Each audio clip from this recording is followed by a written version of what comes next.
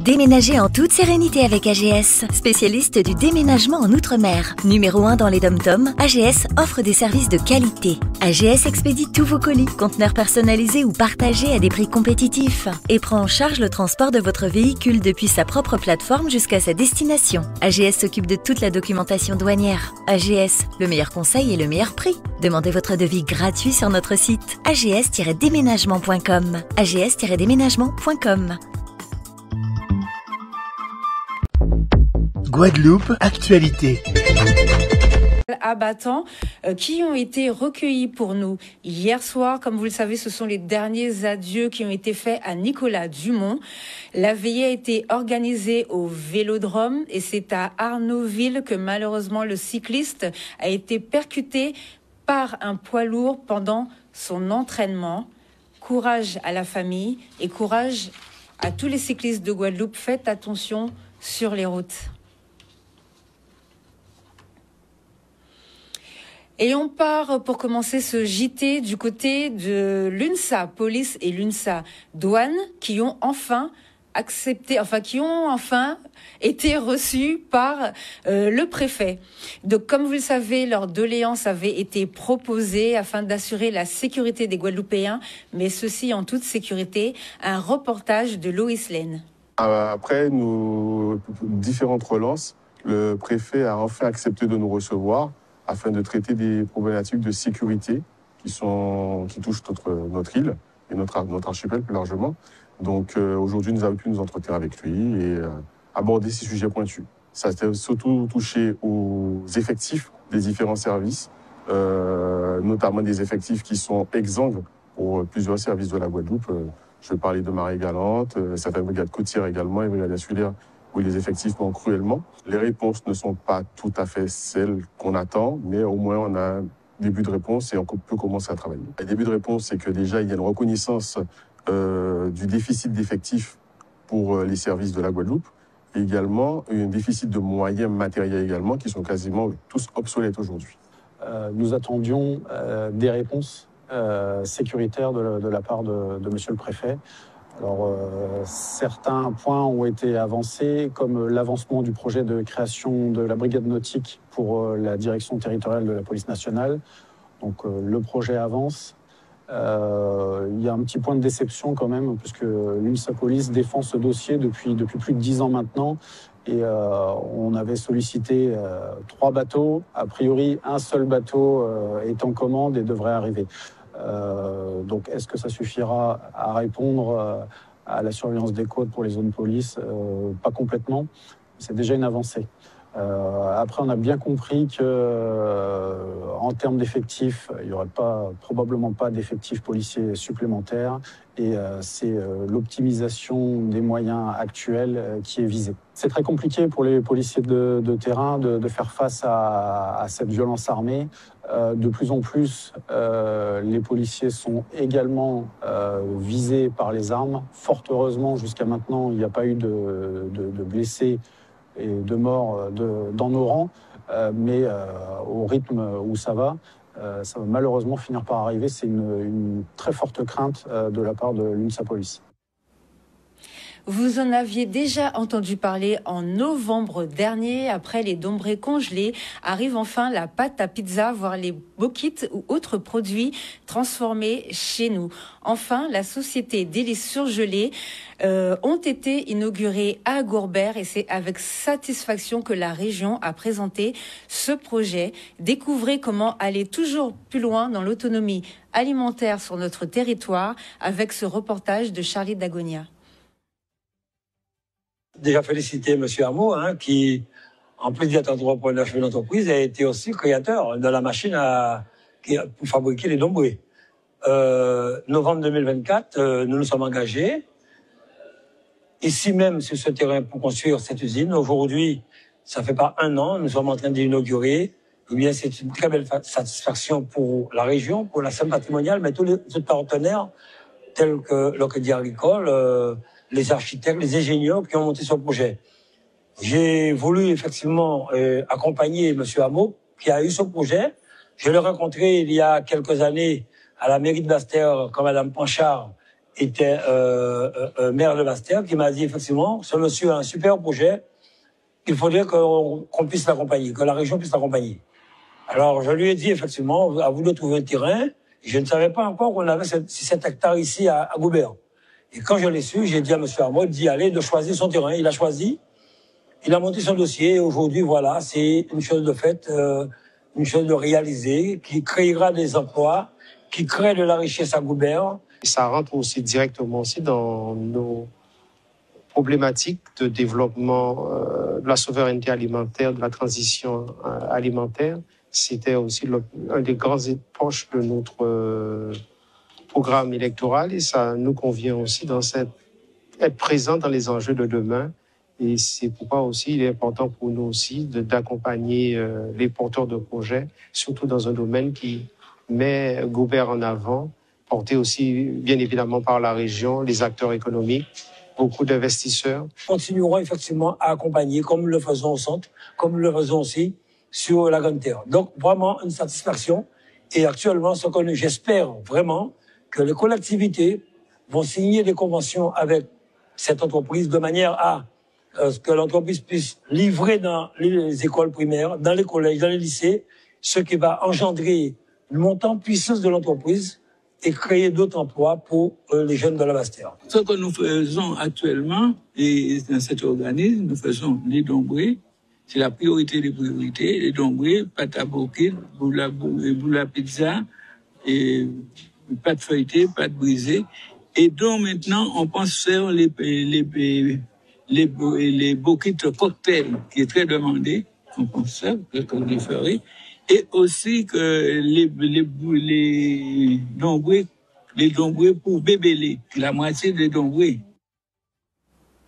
Je vous le disais en introduction, la banane a été mise à l'honneur. Alors, direction Capesterre-Belle-Eau pour découvrir un défilé de mode de banane. Et oui, vous avez bien entendu, c'est à l'occasion du festival Capestec à Ouvay-la-Onde que le fruit a été mis à l'honneur. Un reportage d'Olivier Félix. On a voulu démontrer qu'en fait, au niveau artistique, on avait aussi des choses à apporter autour de la banane. On a travaillé sur 3 compositions, que ce soit la fibre de banane, justement avec Nicolas Verès sur tout ce qui est papier de fibre de banane. On a travaillé aussi avec un artiste, Yessou Dini, qui est un artiste peintre, et travaillé sur tout ce qui est tenue de bain, maillot de bain et tenue de soirée et cocktail. C'est surtout le support qui est fait à partir de feuilles de banane, puisque j'ai dessiné dessus. Et après, il y aura quand même des vraies feuilles de banane. Mais ouais, c'était important de pouvoir utiliser un support qui est fait localement et avec un de nos fruits présents en Guadeloupe. Ouais. Le matériel fourni par Nicolas Verès, qui fait les feuilles à base de fibres de banane, était super. Donc j'ai pris mon pied, on va dire. C'est un papier idéal pour tout type de projet. Ça peut être pour les artistes, justement, au niveau peinture. Ça peut être de la peinture, ça peut être du graffiti, ça peut être du dessin, tout simplement. Mais aussi, on peut aller sur les artisans, les créateurs de bijoux, éphémères, ce genre de choses. Donc, c'est un papier qui s'adapte à tous les besoins et surtout au papier d'emballage, donc pour les sacs, les boîtes, etc. Il s'agit pour nous de profiter de ce beau festival Capestec à Ouvay-la-Onde pour pouvoir présenter en fait notre savoir-faire et notre identité propre. Capesterre-Belle-Eau, capitale de la banane, c'est l'occasion pour nous de pouvoir la sublimer, la montrer sous toutes ses facettes, que ce soit sur le plan culinaire et comme ce soit sur le plan aussi de la haute couture. Et c'est aussi une manière de nous rappeler que nous devons penser et réinventer notre conception des choses, puisque nous avons tout pour pouvoir rayonner au-delà de nos limites géographiques, à nous simplement de pouvoir briser en fait tous ces plafonds de verre pour pouvoir comprendre qu'avec tout ce que nous savons sous la main, nous pouvons briller. Le but, c'est ça. En fait, c'est réussir à valoriser ce que l'on fait déjà. Valoriser déjà par l'industrialisation, mais valoriser aussi notre patrimoine, notre économie, booster cette économie en lui apportant de nouveaux métiers, créer de l'emploi et puis redynamiser le sud Bastère. Donc, c'est ça le but du projet, c'est réussir à inspirer les artistes, les artisans, les commerçants avec cette nouvelle matière. Et cette matière, elle est créée chez nous avec nos ressources. Toujours dans le cadre du festival Capestec à Ouvay-la-Onde, on part maintenant découvrir un lien qui a été mis en place entre la municipalité et une ville du Sénégal. Un reportage de Maxime Morel. Yambol Sud, parce que dans le cadre du festival Héritage, Capestec a ouvert la ronde. Nous avons donc voulu les inviter puisqu'ils partagent dans le cadre de cette belle programmation un certain nombre de points. Mais surtout, ce sont de nombreux mois d'échanges, de discussions. Et nous nous sommes rendus compte, comme vous le voyez, qu'on a la sensation qu'on se connaît depuis toujours. Parce qu'en réalité, nos deux territoires ont le même axe. Deux jeunes maires qui œuvrent pour pouvoir développer, agir, faire en sorte qu'on puisse avoir des territoires qui soient attractifs, dynamiques, qui s'ouvrent au reste du monde et surtout que nous soyons conscients qu'en réalité, nous partageons, mine de rien, une culture qui n'est pas si éloignée. On se sent chez nous. En Guadeloupe, on se sent chez nous. Ce que nous attendons de cette coopération, c'est que ça soit dynamique, gagnant-gagnant et que cette coopération puisse quand même intéresser nos populations. Parce que moi, j'ai engagé plus de 120 000 habitants. Il a signé, il a engagé 20 000 personnes. C'est extrêmement important. Nos deux signatures ne doivent pas quand même se limiter dans cette salle. C'est l'occasion pour nous d'agir à plusieurs strates. La première, c'est dans ce cadre de cette politique mémorielle que nous avons mis en place sur le territoire.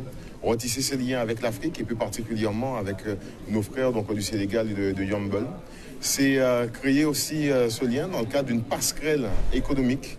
Ils sont venus pour voir la culture de la Guadeloupe, notre économie touristique. Et nous partirons aussi visiter Yambol pour pouvoir ramener avec nous des acteurs économiques qui là pourront signer des partenariats. Aujourd'hui, nous sommes venus concrétiser un projet que nous avons déjà entamé depuis plusieurs mois avec le maire Jean-Philippe Courtois, qui nous a montré une courtoisie, un professionnalisme, un dynamisme qui ne nous a pas fait réfléchir quand on devait prendre le vol pour faire 24 heures avant de rallier Guadeloupe. Nous sommes tombés sous le charme de cette ville, comme on nous l'avait décrit, raison pour laquelle nous sommes venus aussi finaliser, n'est-ce pas, ce projet de jumelage avec Capesterre-Belle-Eau. Comment accompagner les enfants en difficulté dans leur cercle familial ou encore comment soutenir la parentalité? L'Association pour la promotion des actions d'insertion, donc l'APAI, est là pour faire cet accompagnement et soutenir au maximum les enfants et répondre à ces questions, car les jeunes en ont de plus en plus besoin. Remise des diplômes, cérémonie à suivre avec des images de Loïs Lane. L'APAI, c'est l'Association pour la promotion des actions d'insertion. Et donc, l'idée ici, c'est une association qui œuvre dans la protection de l'enfance. On accompagne les jeunes. Donc, on a deux services. Un service de MEX, donc c'est une maison éducative à caractère social qui accompagne des garçons de 7 à 18 ans. Et ensuite, on a un service de placement à domicile, donc assistance éducative en milieu ouvert renforcé. Donc là, c'est vraiment du soutien à la parentalité. On accompagne les parents avec leurs enfants. Donc là, c'est des garçons et des filles de 0 à 18 ans. J'accompagne des enfants qui ont des difficultés familiales, scolaires, éducatives. On les accompagne dans la vie de tous les jours au sein de la MEX, c'est-à-dire pour l'école, par rapport aussi à leur famille, par rapport aux difficultés psychologiques aussi qu'ils peuvent rencontrer. Et puis, c'est un tout. C'est vraiment un tout. On leur permet d'avancer et de ne pas se focaliser que sur les difficultés. En général, c'est sous décision de justice ou décision de l'ASE. Donc, en soi, l'ASE, c'est l'aide sociale à l'enfance. Donc, c'est le département. C'est une prérogative du département. Donc, quand le département ou les jeunes, enfin, en tout cas, on est au courant qu'il y a des difficultés au foyer, le juge peut être saisi pour pouvoir prendre des décisions concernant concernant les enfants. Donc, résultat, on est vraiment là pour vraiment accompagner les parents parce que parfois, c'est vraiment une difficulté sociale qu'ils vont rencontrer. Ils ont besoin d'aide. Il y a beaucoup d'isolement social. Donc, on est vraiment là, vraiment au soutien à la parentalité, principalement, puisqu'on constate vraiment que c'est un vrai besoin. Et ensuite, on accompagne les jeunes pour pouvoir les faire évoluer et les faire grandir. Allons maintenant au Gosier, ville qui récompense tous ses lauréats 2025. Du brevet au doctorat, les étudiants ont été mis en valeur et accompagnés, mais surtout, ils ont été récompensés. Un reportage de Solène Fèvre. Aujourd'hui, nous faisons la fête à tous ceux qui ont réussi, parce qu'il est important de pouvoir donner à ces gens, vous savez, une petite poussée pour leur montrer qu'on est là avec eux. qu'on veut qu'ils réussissent encore davantage et que le jour où ils vont réussir, nous serons là aussi. J'ai apprécié, c'est une belle initiative de la part de la commune déjà. C'est pas la première fois que je participe. Du coup, j'avais déjà été pour le bac. Et là, encore une fois, ça fait toujours plaisir. Je suis venue accompagner mon cousin qui lui aussi a été lauréat. On a eu la même mention, c'est sympa. Je me suis dit qu'en venant participer, j'allais faire des rencontres, créer un peu plus de liens et un peu élargir un peu mon réseau. Donc pour l'instant, c'est une bonne découverte. Il est important de pouvoir montrer que ce qui se passe, la gangrène qui mange notre humanité, parce que ce n'est pas uniquement la ville du Gosier, c'est partout en Guadeloupe, c'est partout en France, et malheureusement, c'est partout dans le monde. Bon, nous avons donc des idées néfastes qui circulent. Il faut absolument combattre ces idées néfastes en montrant que les jeunes peuvent, que les jeunes savent et que les jeunes font. La pâtisserie, c'est un domaine dans lequel on peut toujours s'améliorer. Donc du coup, toujours faire plus, toujours faire mieux. Et mon objectif, c'est d'être meilleur chaque jour déjà et de pouvoir intégrer de grandes maisons de pâtisserie du coup. Dans l'avenir, pourquoi pas ouvrir mon propre labo, ma propre boutique. Mais pour l'instant, mettre de côté pour atteindre cet objectif-là. J'ai quand même choisi ce métier-là pour beaucoup voyager aussi du coup. Et pourquoi pas revenir et permettre justement aux jeunes d'ici de profiter de mon expérience. Et enfin, pour finir, direction Bouillante qui récompense aussi ses bacheliers. Félicitations à ces lauréats de l'année 2025. Ce n'est que le début, le commencement des études et l'entrée dans la vie professionnelle qui parfois est mouvementée. Force et courage à vous tous avec ces images de Lucien Nébor. Ce soir, 66 bacheliers qui ont été récompensés par la ville de Bouillante.